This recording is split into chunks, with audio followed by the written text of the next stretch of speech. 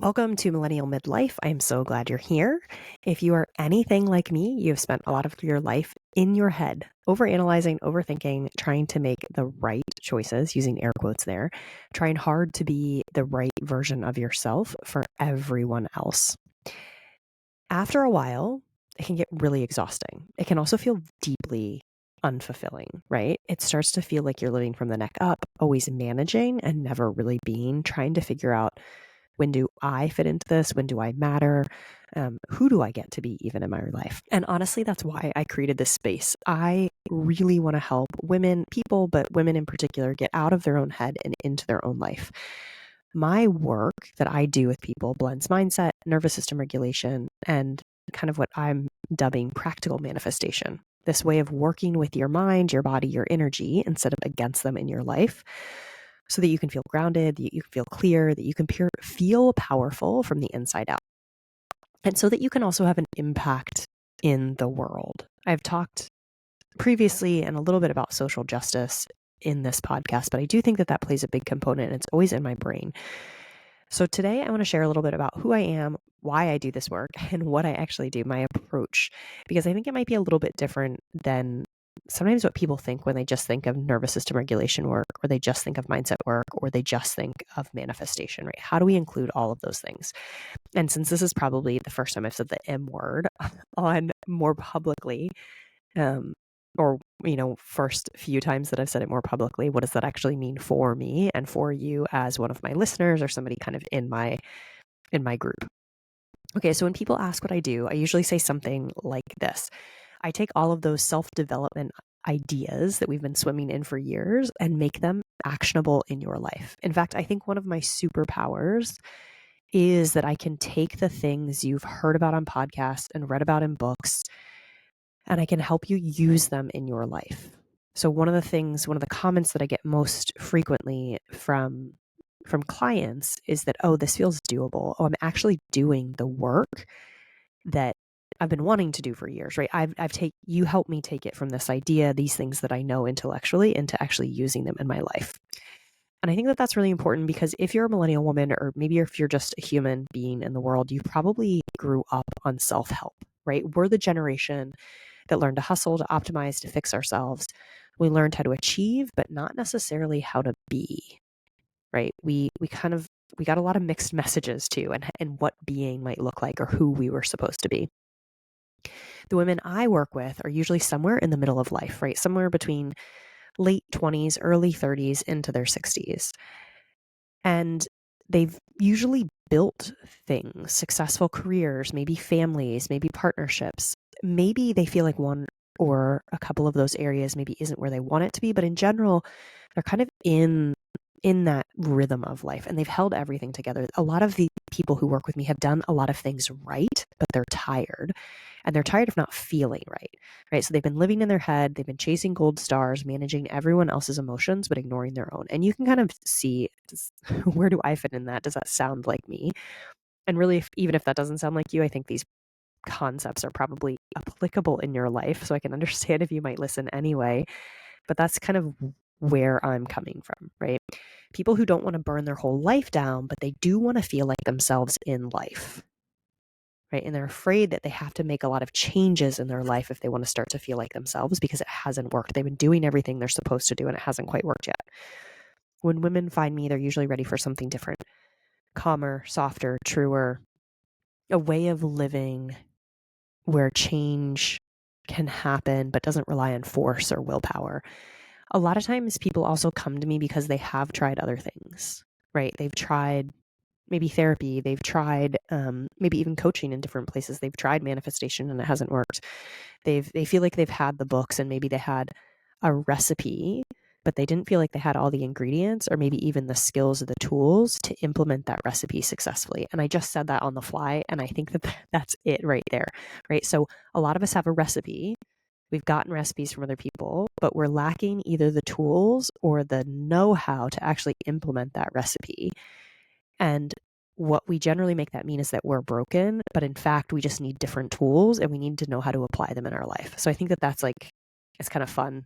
I can spend so much time writing these things out and then talking about them. For me, especially, I gain clarity, right? So these episodes honestly become more helpful for me than they become helpful for me too, probably in different ways than it is for you. Okay. My story starts in a very similar place. I'm also part of this self-help generation where we're constantly dieting, fixing, improving, one-upping ourselves, trying to be perfect, trying to do all these things, right? Everything for everyone else. It's how I earned love. It's how I proved my worth. In my late 20s, it all started to feel really like shallow, hollow. I remember thinking, obviously I was in my life, but this is not my life, right? And I don't know what my life is. I know for certain that this is not it anymore, but I don't know where to go from here. And I have these tools and I read these books and it feels like I'm scrambling a little bit, like I don't know where to begin or how to implement all these things they're talking about. I happened to stumble into yoga and breath work. And the kind of yoga that I stumbled into is you do it by yourself and it's silent. And so it's a introspective experience. You're not being led through a flow with somebody talking the entire time and music going on, right? You actually get to hear your own voice, which can be illuminating and also sometimes disturbing.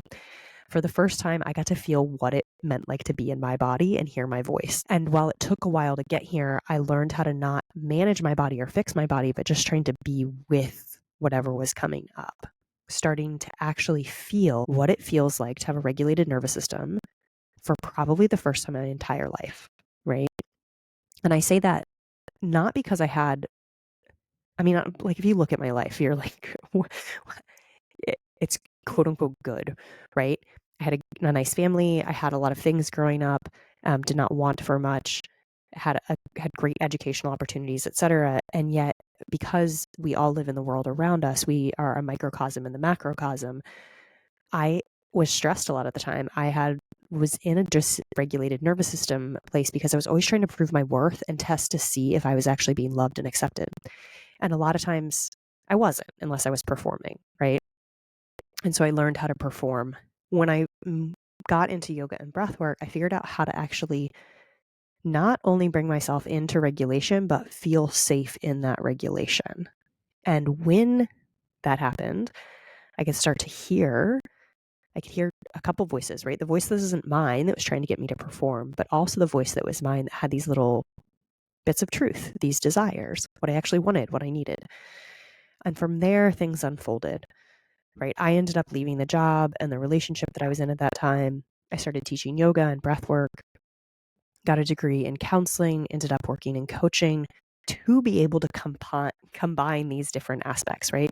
So I saw when I taught yoga and breath work that we weren't addressing the cognitive, spoken, intellectual side. I felt like in my counseling degree, we weren't honoring the nervous system side that well. And so how do we get to a place where we get to see all of us, get to be all of us, right? We get to honor every single part of us so that we can change together as one coherent being. Every step of the way, I was learning how to meet myself with more awareness and less judgment. Every step of the way, I was figuring out where I was still trying to prove myself, where I could actually bring in more safety, where I could be more me and less who I thought I needed to be. Along the way, I also got really curious about the energetic side of things, which makes sense, right? If we're thinking about the different components of ourselves, we are all energy. That's what they tell us, right? So we're all energy. So I got really curious about this. And this is where people would probably start to bring in that M word, right? Manifestation, quantum physics, the metaphysical. For a long time, I was really afraid to admit that. Right? Like, I come from a science background. I have an engineer as a dad. Talking about this energy side, this manifestation felt risky because it didn't feel like those things were congruent in my head. Like I couldn't be interested in the energy side of it and also be based in science, which is obviously not true. There's a whole like arm of science around this, right? To the point where, and this is kind of funny, every time this came up in coaching, if you're in my groups, you know this, right? Every time this kind of came up, the session would either like the recording would be corrupted or I had forgotten to push record for some reason when it records automatically. Like something would happen where we didn't actually capture it. So over the last couple of years, I've been talking about it more. I've been bringing it more in. I've been more, I'm using air quotes, but public about it because I do think that it completes these other two sides, right? When I was in the breathwork and yoga world and I noticed, well, we're not allowing the cognitive processing that people need. When I'm in the cognitive processing side and saying, well, we're not honoring like the body-based thing, well, then we're not actually looking at the energy too. And so that it's all three parts of ourselves that really matter and that we need to bring to the table. So the more I've been in this manifestation space and the energy side of things, and the more I've realized that this isn't magic, although it can also be magic. Magic is great, but it's how our brains work, right? We expect what we expect to see. We create what we believe is possible, and it's impossible for us to create something that we don't think is possible for ourselves. Manifestation doesn't need to be about pretending. It's about perception, regulation, and alignment. And I want to say that again because I think that this is really I don't know if this is said that often around manifestation. I think it's really crucial. It's not about pretending or wishful thinking. And in fact, if you're in the wishful thinking, you're not in regulation. And so that's why it feels like it doesn't work. But it's about perception, what you're choosing to see, which is based on what you think in your nervous system state, the regulation you feel in your body, your capacity to create a sense of safety, and then what leads to surrender, faith, and non-attachment, and then alignment in the different pieces of you, what you actually want, not what you think you're supposed to want to be safe. But if you already are safe, what do you want? If nothing was wrong, what would you want? Before I learned what I know now, I used to change myself with a lot of force, willpower, shame. You've heard that story, right? And I'm sure that a lot of you are there.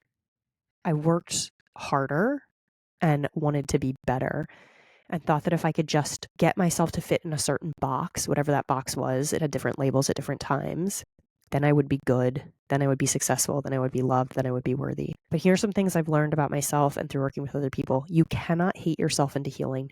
You cannot work enough hours to feel unworthy, to stop feeling unworthy, right? You cannot work your way out of feeling unworthy. You cannot be perfect enough to finally feel like you're worthy of love. Real change within yourself, real change starts within yourself, and it starts with safety, with nervous system regulation, with love and compassion. And that's why the work that I'm doing is now, I would say, it's at this intersection of mindset work, nervous system work, and practical manifestation, right? If you think of a Venn diagram, the three circles, if one is mindset, nervous system, manifestation, right there in the middle, we're overlapping, supporting, and amplifying each other. Mindset work helps you understand your thoughts and beliefs, the stories that shape how you see the world and what you believe is possible. Nervous system work helps you create safety within yourself so that you can actually see those thoughts, so that you can understand that you yourself are safe and okay no matter what is happening outside of you. And you don't need outside things to happen for you to feel safe on the inside. And manifestation connects you with your deepest desires. It helps you believe in new possibilities. It helps you, that's that pulling forward of who you're becoming and why you're here, right? This kind of dharma aspect, if you will. When you combine these three, change doesn't feel forced. When you combine these three, it starts to be easy to love yourself and feel compassion towards yourself and others. Change starts to feel natural. You stop trying to need to control your way into peace and instead started creating from peace. So you're suddenly not, you're starting within and growing out instead of trying to control out and bring in. And my approach isn't about spiritual bypassing. It's not about perfectionism. It's not about gaslighting yourself. It's about wholeness, right? It's about connection. It's about letting all of you be welcome, whether it's calm, chaos, whatever. It's the space where you get to finally be you and love you. And it can be so fun. It can be so fun. I like to think of it as the bridge between science and energy. You might even say soul. For women, it's for women who are open to energy, but want something that feels real and grounded and intelligent. That's where we are, right? And it can be a playground because all of this starts to be a way of, oh, I get to connect to myself in this way. And what ideas could I start to play around with? And what could I really want if I didn't need to want the thing that everybody thinks I'm supposed to want? What could I open up for myself? So what happens when somebody becomes regulated, resourced, and rooted in their own agency, right? Everything changes, sometimes in really quiet ways, sometimes in wild ones. It's kind of it's funny. It's everything and nothing changes, right? So suddenly you feel grounded, clear, you know your worth without having to prove it. You stop chasing better and you start feeling good. So I've seen women open up to love and meet partners within weeks because suddenly not because they're suddenly lucky, but because they've shifted their energy and their story about what's possible and what they're open to receiving. I've seen others land dream jobs, creative opportunities, new levels of peace, the ability to be around bugs in your bedroom, right? Like changing of fears and phobias. This peace that it feels like they can finally stop and recognize what they do have. They can finally be in the life they've already created. And from that space of grounded regulation and recognizing, they can ask, what else do I want? Most of this is about day-to-day moments though, right? Because like the big stuff matters, but also the who you are each moment really is what this is about. Waking up and not feeling like your thoughts are already 5 steps ahead of you, feeling more space in your body, feeling a little more calm, a little bit more joy, recognizing fear and being able to respond to it instead of react from it. Recognizing when you're feeling just a little funky and not needing it to go away immediately, but making space for it and validating your own emotions and not being afraid of your own emotions or other people's. What this work is really about is creating safety within us, forgiving what was, and then choosing what's next intentionally, right? So creating safety with what is, forgiving what was, and intentionally choosing what's next, so that we're working with this past, present, and future, so that we are one whole person, that we're working with our body, our mind, and our energy, right? That we're all integrated in this space. Okay, so I hope that this gives you maybe a little bit of an inside scoop on what it is that I actually do. And as I'm able to articulate it differently, right, this grows and changes. If this resonates with you, if you're here and you're saying, okay, I want to do more of this, if you're ready to get out of your head and into your own life, I want you to know that's available to you, right? You can start exactly where you are right now. And that's exactly what my work is about. So we can do it together in many different ways, right? We can do it in the Life Lab, which is my coaching program. We can do it through this new course series that I'm having that's starting it starts in December actually, but it'll open up at the end of November, where you can actually start to connect with yourself. You can start to use these tools in your own life. If you're curious, I'm going to put a few links in the show notes. One will be about the Life Lab, right, which is my group coaching. Another is about this, the Life series, which are these classes where we're combining these 3 pieces of work. And then a different way, well, obviously you can follow along here, right, and on Instagram and engage in this way. And then if you feel called to work really deeply with me, then one-to-one is always an option as well. So there'll be some ways to join the community, to learn the tools, simply stay connected through giving me your email address and being part of that. But know that if you become regulated, resourced, and rooted, you will change everything you touch. Your entire life will change, not because you need to blow it up, but because you can actually start to change slowly from within. And before you know it, things will just feel better. They'll feel easier, even when things aren't going that well, right? Like even when objectively things may be hard, you can also say, oh, but I'm connected to myself and I know I can get through this. Thank you for being here. I'm so glad that you found your way to this space. If you feel called, reach out and let's work together. If you love this episode, please share it with a friend. And I will see you the next time I'm here.